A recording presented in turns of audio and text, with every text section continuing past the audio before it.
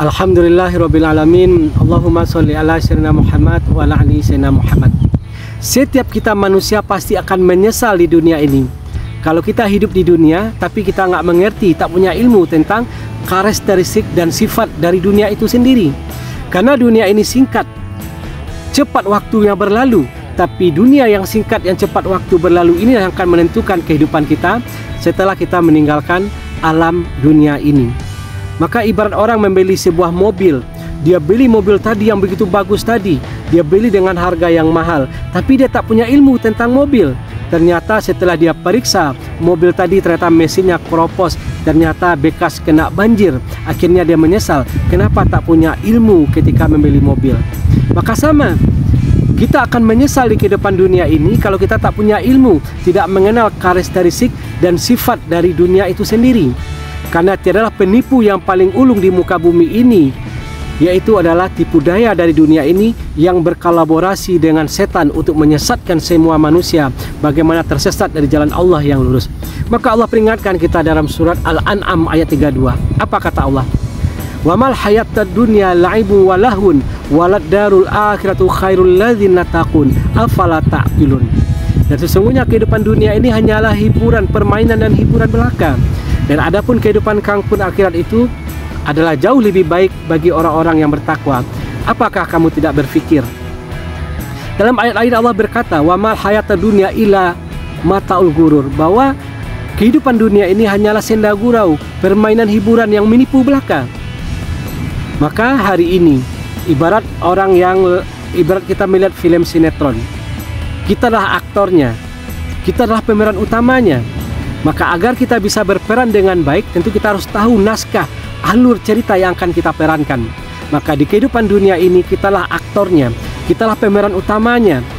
Alurnya, ceritanya sudah Allah tuangkan dalam kitab Al-Quran 30 juz, diterjemahkan oleh manusia paling mulia, prototipe kita, yaitu Nabi Muhammad SAW, dan sang sutradaranya Allah SWT. Maka kelak film kehidupan kita ini akan ditayangkan nanti di akhirat kelak dan akan disaksikan oleh semua mata manusia, yaitu sejak zaman Nabi Adam sampai hari kiamat kelak. Semua mata akan menyaksikan ketika penayangan film kehidupan kita. Maka wajib hari ini kita paham tentang karakteristik dan sifat-sifat dari dunia itu, agar kita tahu alur cerita dari kehidupan dunia ini, agar kita tidak lagi menjadi korban-korban berikutnya dari tipu daya dunia ini. Maka sekurang-kurangnya ada 6 sifat karakteristik dari dunia ini yang harus kita pahami agar kita tidak terperangkap dalam tipu daya dunia ini. Yang pertama, yaitu karakteristik dan sifat dunia itu adalah, Bapak Ibu, kita harus paham. Yang pertama, kenapa dia disebut dengan dunia. Maka seorang ulama besar, Syekh Salih Al-Munajib, mengatakan bahwa dunia itu adalah bahasa Arab terdiri dari 3 suku akar kosakata, yaitu likoti suratuha, dani, dan dana'ah. Artinya likoti suratuha secara waktu dia cepat berlalunya, secara geografis dia sangatlah rendah, sudahlah rendah, sempit dan kecil, dan secara hakikat dana'ah, dia itu sesuatu yang hina. Itulah yang disebut dengan dunia. Itulah yang pengertian dari dunia, yaitu likoti suratuha. Secara waktu dia sangat cepat berlalunya, sangat singkat. Tapi yang singkat, yang cepat inilah akan menentukan selama-lamanya nanti di kehidupan ketika kita meninggalkan alam dunia ini. Bapak Ibu dan sanak ambul dirahmati Allah SWT, tak terasa sekarang sudah hari Kamis, besok mau Jumat. Nggak terasa, padahal baru kemarin tuh hari Kamis atau hari Jumat. Nggak terasa hari ini oleh kita. Kemarin kita habis Idul Fitri, reunian dengan teman-teman kita waktu SMA. Tapi justru hari ini anak-anak kita sudah ada yang SMA, bahkan sudah ada yang kuliah. Tak terasa oleh kita hari ini, ayah bunda kita yang sudah belasan tahun meninggal dunia, seolah-olah baru kemarin rasanya kita masih berkumpul bersama-sama bercengkrama dengan beliau. Tapi hari ini ternyata beliau sudah belasan tahun meninggal dunia. Begitulah kehidupan, apalagi umat akhir zaman ini. Apa kata Rasulullah SAW, bahwa nanti umat di akhir zaman ini akan merasakan waktu itu cepatnya berlalu. 1 tahun seolah-olah terasa 1 bulan, 1 bulan seolah terasa 1 pekan, Satu pekan seolah terasa satu hari, dan satu hari itu tak terasa cepat sekali berlalunya. Apalagi umat akhir zaman ini, mereka dimanjakan dengan kecanggihan teknologi, media massa, tempat-tempat hiburan, plaza-plaza, sehingga tak terasa waktu itu cepatnya berlalu. Tiba-tiba hari sudah larut malam saja, padahal baru sebentar saja terasa. Bapak Ibu dan sanak ambo dirahmati Allah SWT, kehidupan dunia ini sangat singkat dibandingkan dengan kehidupan kampung akhirat. Kehidupan kampung akhirat itu perbandingannya, satu hari di akhirat sama dengan 1000 tahun ketika kita hidup di dunia ini. Artinya satu detik di akhirat itu sama dengan 49 hari ketika kita hidup di dunia ini. Bahkan orang-orang yang tidak disiksa di neraka kelak, mereka berkata seolah-olah mereka ini pernah hidup di muka bumi ini hanya sesaat saja, antara pagi menjelang waktu duha, cepat sekali. Padahal mereka sudah ratusan tahun hidup di dunia ini, tapi ratusan tahun itu tak terasa bagi mereka. Dan hari ini tengoklah seperti Fir'aun, 200 tahun Allah berikan umur dia memimpin, sehat, tak pernah sakit, luas kekuasaannya, melimpah harta kekayaannya. Tapi hari ini tengok dengan Fir'aun itu, 2000-an tahun dia di alam kubur sana dibandingkan dengan kehidupan di dunianya itu. Dan ribuan tahun juga setiap pagi dan petang Allah giring dia, Fir'aun dengan kaumnya itu, ke tepi jurang neraka. Diperlihatkan kepada Fir'aun dan kaumnya siksa neraka. Bahkan sampai terjadi hari kiamat pun akan tetap diperlihatkan siksa neraka itu kepada Fir'aun. Artinya secara waktu likoti seratuha, sangat cepat dan sangat singkat waktu ketika kita hidup di dunia ini. Tiba-tiba saja kita sudah usia 40 tahun, ada yang sudah 50 tahun, ada yang sudah 60 tahun, dan sebentar lagi akan mendekati garis finish kehidupannya, yaitu garis ajal. Lalu secara geografis dia itu sangat rendah. Ingatlah kita dengan peristiwa Isra Mi'raj, Allah menghibur kekasihnya Nabi Muhammad SAW, yaitu ketika beliau di puncak persoalan kehidupan yang tak bisa lagi beliau memikulnya. Allah hibur kekasihnya itu, diisrakan dari Masjidil Haram ke Masjid Aqsa di Palestina, dimi'rajkan ke langit pertama, sampai ke langit ke-7, sampai ke Sidratul Muntaha, tempat yang sangat indah sekali, yang tak pernah mata orang di dunia ini menyaksikan betapa indahnya Sidratul Muntaha itu, yang tak pernah didengar oleh telinga, yang tak bisa diungkapkan dengan kata-kata betapa indahnya Sidratul Muntaha itu. Allah perlihatkan luasnya kekuasaannya, 7 lapis langit itu. Allah perlihatkan kepada Rasulullah SAW alamnya para malaikat. Allah perlihatkan kepada Rasulullah SAW surga dan neraka. Maka kita paham hari ini, dunia yang kita injak hari ini sangatlah rendah. Kelak ketika kita dicabut nyawanya oleh malaikatul maut, ketika ruh lepas dari jasad ini, kalau dia orang beriman, amal solehnya banyak, dia disambut oleh malaikatul rahmat, diantar ke langit pertama, ditanya oleh malaikat langit pertama, ruh siapa yang kalian bawa? Begitu harum, begitu wanginya, disebutkan nama kita, disebutkan kebaikan-kebaikan kita. Apa kata penjaga langit pertama? Kalau begitu dia boleh masuk, tapi izinkan kami menyolatkan dan mendoakannya. Dibawa ke langit kedua, ke langit ke-7. Dari langit ke-7 Allah berfirman, aku telah mengakui menerima dia sebagai hambaku. Balikkan lagi dia ke bumi. Di situ dia diciptakan, di situ dia akan dikebumikan. Maka di sini kita paham bahwa 7 lapis langit itu begitu tingginya, dan bumi yang kita ini sangat rendah.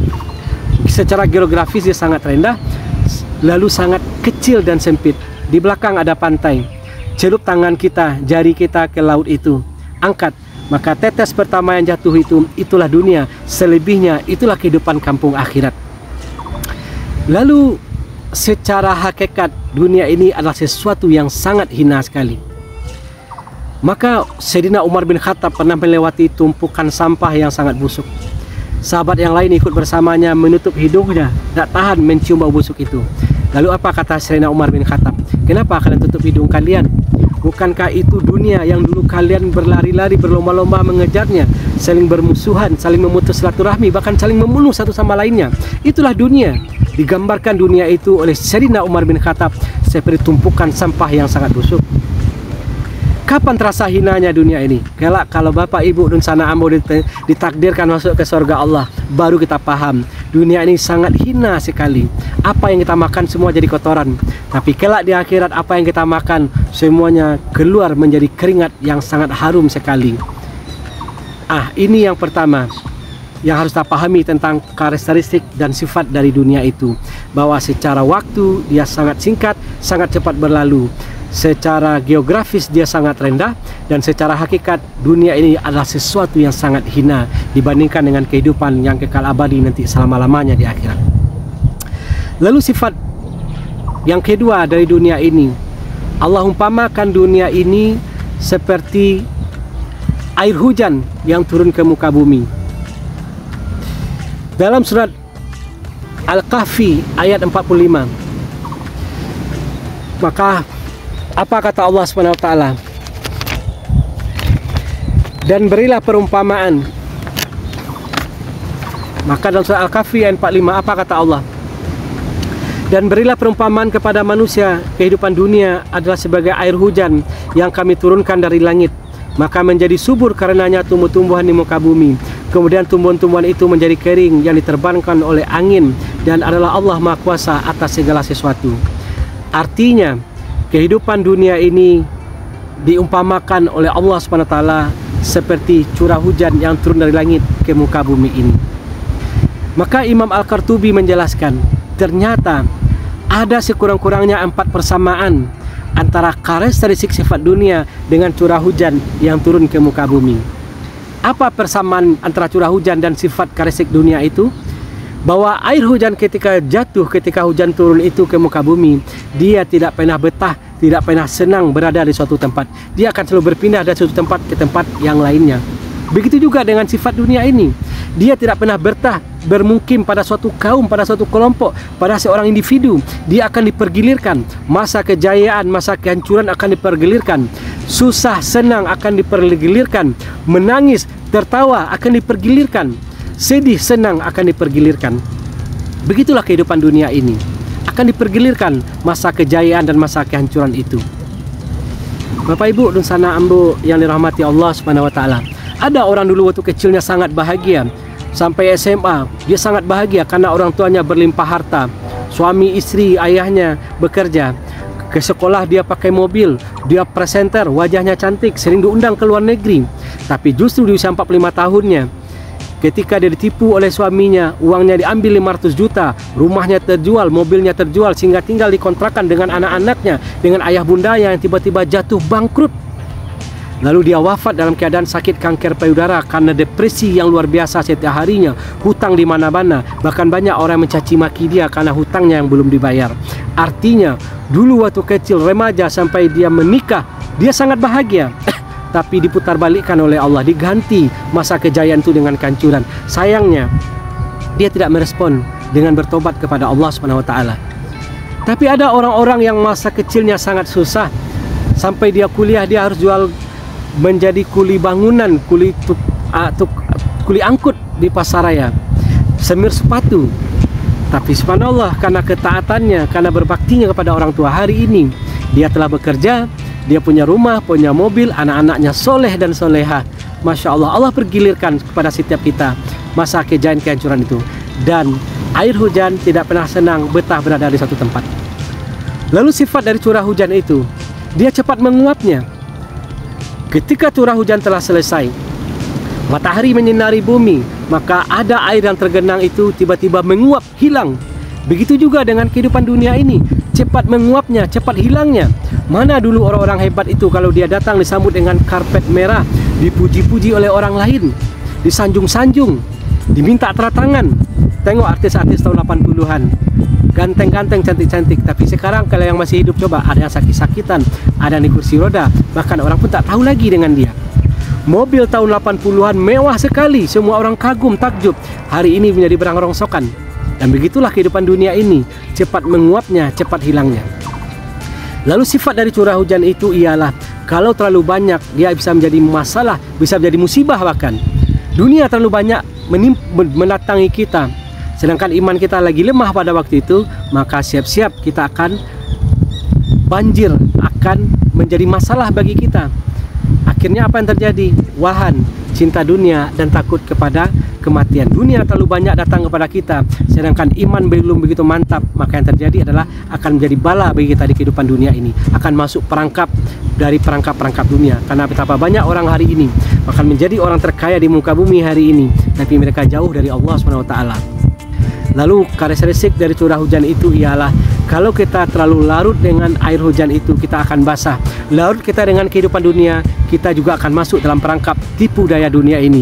Karena dunia adalah penipu yang sangat ulung, yang bekerja sama dengan setan, yang menjerumuskan sebanyak-banyaknya manusia tersesat dari jalan Allah yang lurus, yang membuat dia menyesal nanti setelah meninggalkan alam dunia ini.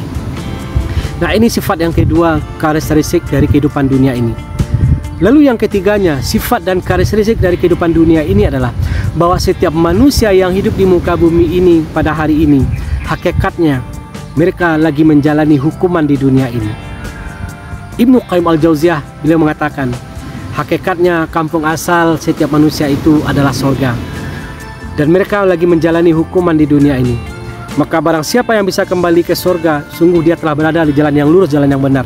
Tapi barang siapa yang tak bisa kembali ke surga, sungguh dia telah tersesat, ikut langkah setan, dan dia lebih bodoh daripada keledai. Kenapa diumpamakan seperti keledai? Keledai itu bawalah keliling kampung di malam gelap gulita puluhan kali, tinggalkan.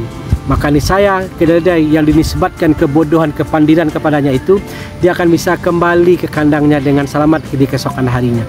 Maka manusia nggak paham juga kampung asal mereka adalah surga, karena bapak moyang mereka Nabi Adam alaihissalam asalnya dari surga, lalu melakukan satu perbuatan yang dilarang oleh Allah, dikeluarkan dari surga. Kalau kita nggak paham juga kampung asal kita adalah surga, dan kita nggak bisa mudik ke kampung halaman ke surga itu, sesungguhnya kita lebih bodoh daripada keledai. Itu kata Ibnu Qayyim al-Jauziyah. Maka karena kita di dunia ini lagi menjalani hukuman, maka di dunia ini tak ada kebahagiaan puncak. Kita akan terus berpindah-pindah dari suatu ujian persoalan kehidupan kepada ujian persoalan kehidupan berikutnya. Selesai ujian persoalan yang hidupnya ini, diuji lagi. Diuji dengan anak, diuji dengan pasangan, diuji dengan ekonomi, diuji dengan rekan bisnis. Terus ujian demi ujian itu. Kenapa? Karena kita masih hidup di dunia, karena kita lagi menjalani hukuman. Dan terkhusus bagi orang beriman, Allah uji dia karena Allah pengen tahu benar atau tidaknya keimanannya. Ahasiban nasu ayyutsraku ayyakulu amanna wa hum la yuftanun. Apakah mereka dibiarkan saja berkata kami telah beriman, padahal mereka tak diuji lagi? Maka kalau kita ngaku-ngaku beriman, siap-siap Allah akan uji. Semua akan diuji. Orang kafir, orang beriman diuji. Orang tua, anak-anak akan diuji. Orang kaya, orang miskin akan diuji. Semua kita akan diuji. Tapi beruntungnya orang beriman, ujian itulah untuk menghapuskan dosa-dosanya. Ujian itu untuk meningkatkan derajatnya. Ujian itu untuk Allah telah menyiapkan surga yang levelnya sangat tinggi, sedangkan amal solehnya belum sampai ke level surga itu. Maka diuji mereka ketika hidup di dunia ini. Maka kita harus paham, kita di dunia ini lagi diuji oleh Allah SWT, lagi dihukum. Maka berbagai macam ujian persoalan kehidupan itu akan terus sampai kepada kita sampai akhir hayat kita. Bakal sakaratul maut pun itulah ujian keimanan di akhir hayat kita nanti, untuk menggugurkan dosa-dosa kita. Lalu yang keempat, sifat karakteristik dari dunia itu adalah kita harus membedakan mana yang dunia, mana yang rezeki. Karena dunia dan rezeki itu jauh berbeda. Karena Allah dalam Al-Quran kalau bercerita masalah dunia, Allah pasti akan mencelanya. Tapi Allah tak pernah mencela masalah rezeki. Orang-orang kafir Allah berikan dunia kepada mereka, dan gara-gara urusan dunia itu mereka disiksa nanti di neraka selama-lamanya kalau mereka tak bertobat. Dunia apa yang kita makan, apa yang kita pakai, apa yang kita lihat, apa yang tempat tinggal, mobil, dan punya batas waktu, yaitu sampai sakaratul maut, sampai kita meninggal dunia. Hanya sampai situ batas dari dunia itu. Tapi kalau rezeki cakupannya sangat luas, bisa kita manfaatkan di dunia, di alam kubur, di padang mahsyar, sampai kita di kampung akhirat, di surganya Allah Subhanahu wa Ta'ala. Orang ganteng, cantik, anak-anaknya sehat, cerdas-cerdas otaknya, hartanya melimpah, tapi dia nggak kenal dengan Allah, tak mau rukuk dan sujud di rumah Allah berjamaah di masjid. Itulah dunia. Tapi ada kita punya anak ganteng-ganteng, cantik-cantik, otaknya cerdas, tapi dia taat kepada Allah, dia dekat dengan Al-Quran, dia sering bersalawat kepada Nabi Muhammad SAW, gampang lisannya istighfar ketika berbuat salah. Itulah dunia dan itulah rezeki yang Allah berikan kepada kita. Subhanallah. Maka Bapak Ibu dan sanak hamba dirahmati Allah SWT, bedakanlah mana yang dunia, mana yang rezeki. Karena yang namanya rezeki, ketika Allah berikan dunia kepada kita, tapi di saat bersamaan dunia itu tidak buat kita terlena, justru semakin taat kepada Allah. Berarti Allah berikan dunia, Allah berikan rezeki kepada kita. Lalu yang kelimanya, harus kita pahami karakteristik dari sifat dunia itu.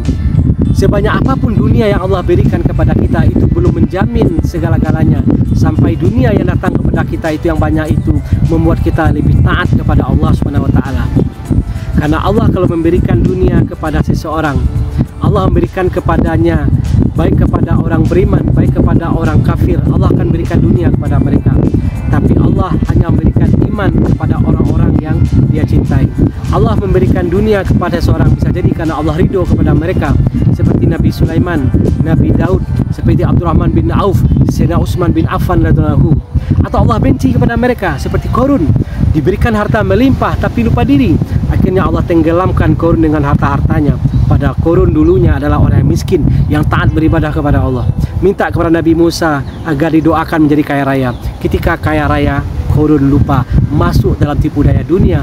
Dia lupa, dapat penyakit wahan, cinta dunia yang berlebihan, lalu takut kepada kematian. Allah tenggelamkan Qarun dengan harta dan bala tentaranya.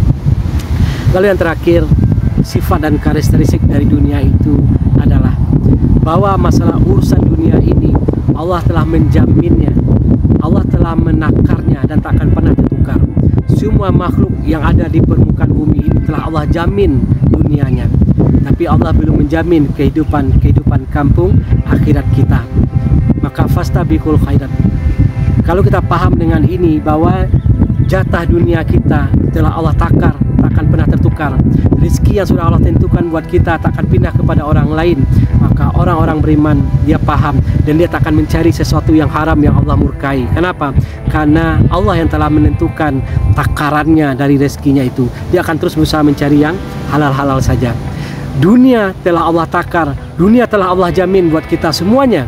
Sampai binatang melata di dalam lautan, dasar lautan pun Allah jamin. Tapi kehidupan akhirat Allah belum menjaminnya. Maka berlomba-lombalah untuk kehidupan kampung akhirat. Karena kita diciptakan oleh Allah SWT bukanlah di kehidupan dunia ini, tapi kita diciptakan untuk kehidupan kekal abadi selama-lamanya di kampung akhirat sana.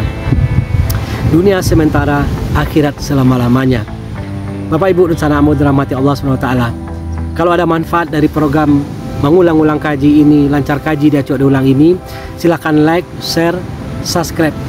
Saya doakan yang subscribe semoga rezekinya lancar, anak-anaknya menjadi anak soleh dan soleha, sehat, dan insya Allah sama-sama kita nanti berdoa kepada Allah masuk surga beriringan, dan insya Allah di surga yang paling indah, paling baik juga bersama kekasih kita, kekasih Allah yaitu Nabi Muhammad SAW. Wabillahi taufiq wal hidayah. Subhanakallahumma wa bihamdik, asyhadu an la ilaha illa anta astaghfiruka wa atubu ilaik. Assalamualaikum warahmatullahi wabarakatuh.